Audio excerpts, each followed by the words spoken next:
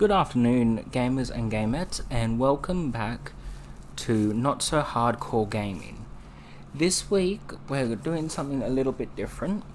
Over the last 2 weeks, we have recorded a couple episodes of Bloodborne, which I did with my good friend Blaze. We still do intend to have another episode coming up at some point where we'll talk about the lore more than anything. So far we've talked about visuals, gameplay, everything else, and we've also discussed each individual boss, and all that's left now is the lore, but that will happen hopefully soon. However, today's episode is just me, and I'm going to be talking about Halo 4. Now, to start this, I do want to say this is one of the very first games I ever played on my own console. I had gotten an Xbox 360 at the time, and that was the first console I ever bought myself. And this was one of the first games that I ever properly played. And it is probably the game that I have played through the most. If I were to count it all up, I've probably completed the game 10 times. So I am very familiar with it. And it is definitely one of the best games I have played, which I'll talk more about later. But yeah, this is one of the very first opportunities I had. And so it is one that I'm quite excited to talk about. So, without further ado, we'll begin the next episode. Not next episode, the next segment. So, I'm going to start by talking about the visuals and the audio. Firstly, the game is quite beautiful. I very much like it. There's a lot of detail in the foreground. There's many different settings for your battles, and all of them are uniquely beautiful. Then obviously, apart from just the background, the characters, first of all, Master Chief, for what you see, it is beautiful, very very well done. Even just seeing his armor is pretty damn impressive. Then the one that you tend to see the most is Cortana. Now, Cortana is designed very well, I think. Just, a regular computer helper, really.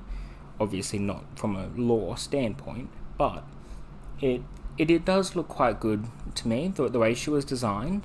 It's a good blend between human and machine, so you can see her as both simultaneously, and you do see her more than I think any other one.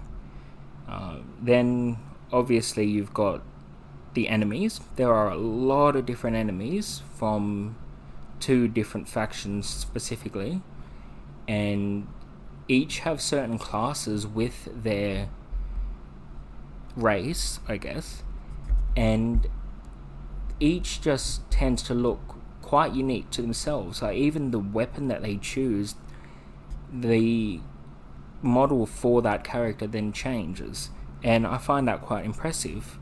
Like, whereas you might have one grunt with a rifle, you have another one which holds an electric sword, and they don't just look exactly the same just with a different weapon. They do alter slightly to make it easier to tell them apart.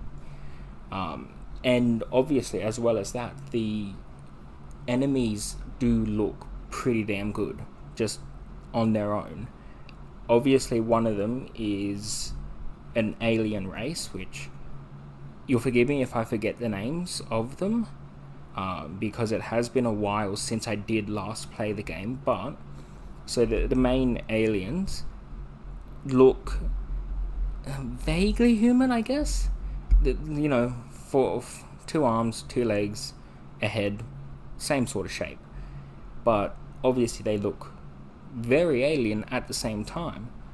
So they sort of are unique because they're not just robots, they're a living creature similar to us, except they're alien, obviously. Then you have the other faction, which again I have forgotten, but they're mostly robots, I guess, machinery. They don't actually act like real life things, and when you shoot them, they just fade away, which is interesting. I actually like that part of it because, yes, you can see them die, but they just disappear in a big puff of orange, and so it sort of reminds you they're robots, and it always looks cool no matter how many times you see it. So yeah, again, all the enemies' designs are beautiful. I very much like them. There's a great array of different enemies to face, and each moves quite well. They all are unique in every aspect, really, and that is something that I always like to take plenty of time to appreciate, is when each certain type of enemy is really well fleshed out, really smooth in the way they move. That is something I just cannot get enough of. But moving on, we'll talk about the audio. Now, the audio, I genuinely have no complaints for it. The voice acting to me worked perfectly. I think obviously Master Chief, loved his voice, the way he talked. He's authoritative. He's powerful, and you can tell just by his voice. Like, he's built for war, and he shows it in that. Then Cortana is extremely helpful and does everything she can, and her personality and the way she talks definitely fits that. It shows, she is genuinely doing the best to help you. And when, obviously, this next part of the story is, I would say spoilers, but if you haven't played it by now, you probably aren't going to. But because she's going rampant and she's losing parts of herself, I feel for her. And the voice, I think, is a big part of why I feel bad for her, is because you have the two competing sides, the part of her that is losing control and the one that is still fighting with every possible effort to not lose herself to help Master Chief get home.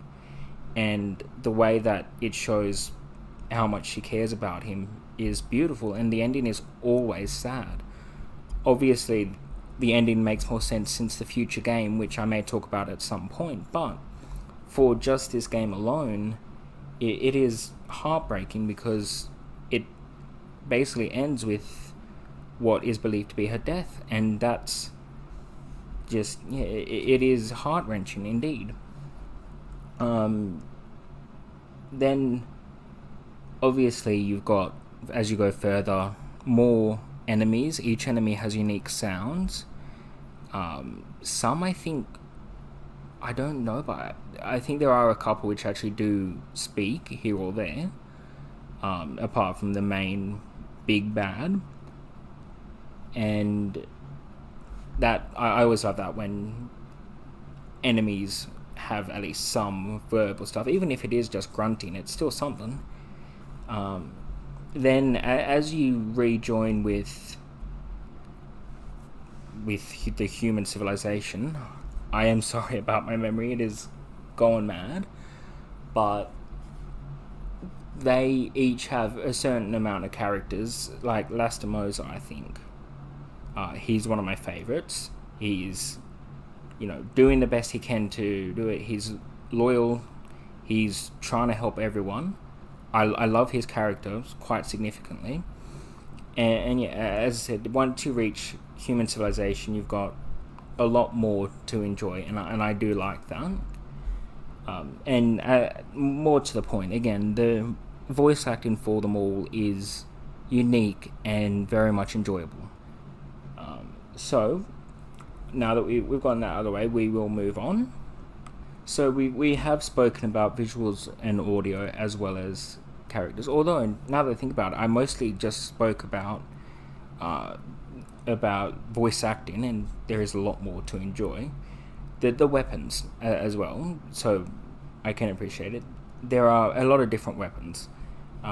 For each enemy type you verse, they each have classes of weapons which are the same. Like a shotgun, there's 2 different shotguns which belong to 2 different types of enemies, but every single weapon from each faction has a unique sound, and the way they fire is unique as well. They have different scopes which change it. Everything about how they work is completely unique, even though it's a similar sort of gun, and I do really appreciate it. And they sound good.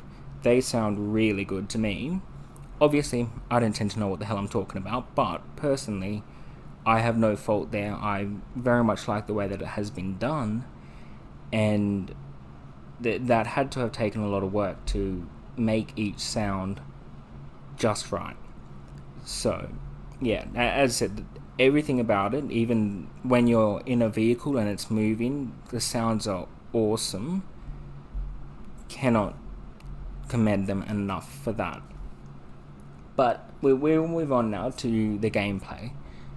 Now, the gameplay is very simple, as you would expect from a shooter, and it has some difficulty mastering sometimes because of all the different weapons.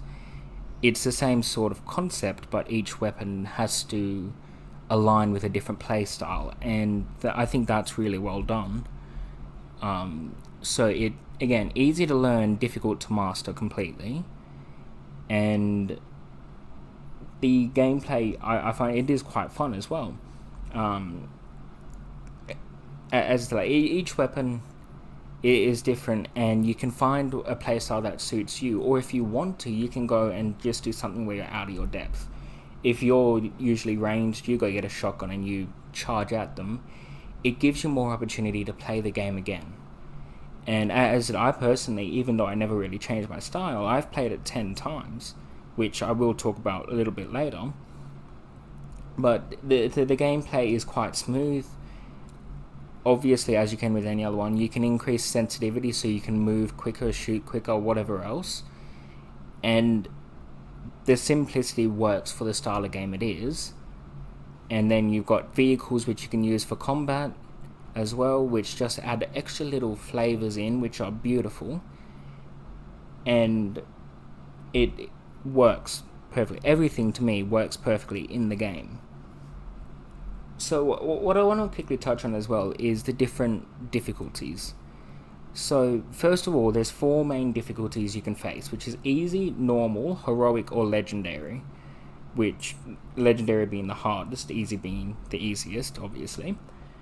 And each one really jumps in difficulty. What I actually did when I played it, I think the very first time I ever played it, I played on normal, and then for fun went and played on easy just so I could do it. Then one day when I was really bored, I decided to start playing a difficulty and recording how many times I died. And I compared each difficulty. This also does not include badges, because while you can do that, you can have the main 4 difficulties, but you can add badges, which changes the gameplay significantly. Like, I think there's one where you have to attack the enemies with melee attacks to be able to recharge your shields. Stuff like that I'm not going to do, because that's just going to make it too difficult for me. Again, part of the name, not so hardcore gaming, means I'm not good at it. But so originally, when I first started comparing it, was in 2017, so some time ago. And on it, when I played easy, which was the 3rd time I played the game, I did 11 times. That's how many times I died. When I played normal, I died 56 times, so a big jump from 11 to 56. Then, one of the biggest is from the jump between normal and heroic, instead of dying 56 times, I died 320 times. So you can understand how pissed off I was with the game at the end of that. And then the worst one. When I played Legendary on Halo 4, I died 704 times, which I remember there was one particular stage of the game that I swear I died over 100 times just to one segment of it, and I was at my wit's end, and yet I wanted to complete it just to prove that I could, and ended up having a hell of a lot of fun with it.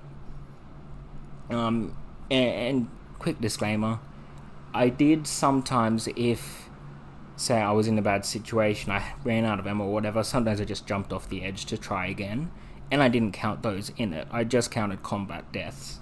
So if I even if I accidentally fell off, I didn't count it because I felt it wasn't technically part of the combat. And yeah, so originally I remembered I actually think I did heroic and legendary and then went to the easier ones, but anyway, a year later, so in 2019, I decided to do the same at the time, and it represented how much better I got at gaming as a whole because of just the big jump between that just a year to a year and a half. When I did it again, on easier, I didn't die once, which I was quite impressed with at the time. Then when I went to normal, I only died 14 times, as compared to 56 times from the previous. So, again, easy I died 0 times, where I originally died 11, not a big jump. And then from 56 normal to 14. Then when I played heroic, instead of dying 320 times, I only died 95 times. Still quite a bit, but I was quite impressed with that at the time.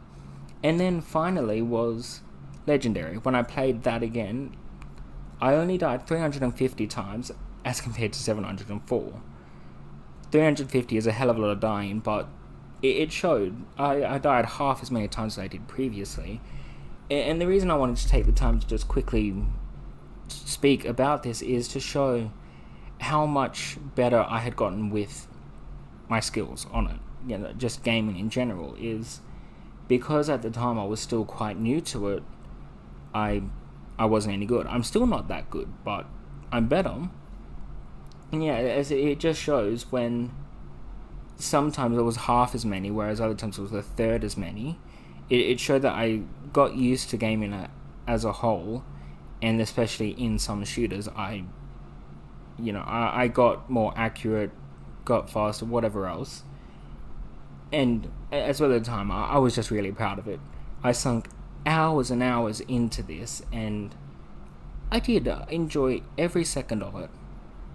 So, yeah, that sort of plays into the gameplay aspect of this, is even though you've been playing it for a long time, you still get better. You just get better and better and better, and it can either motivate you to play more, or just reminds you how much better you've gotten. And I think that's always a good thing for a game, is to remind you where you started and how you've changed in it. It's always good fun to go and play a game you haven't played for ages.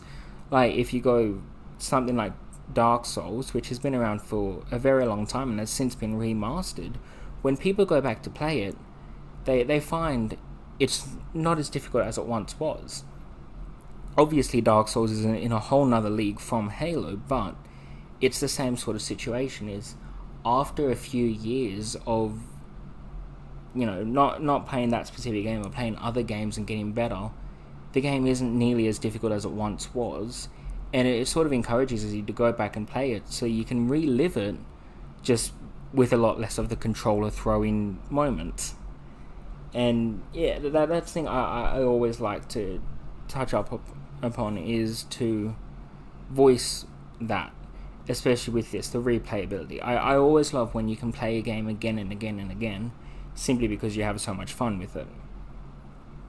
So yeah, that's a whole nother tangent, and I do apologize, but that that was something I felt I did need to share, because I think it's an important thing to mention.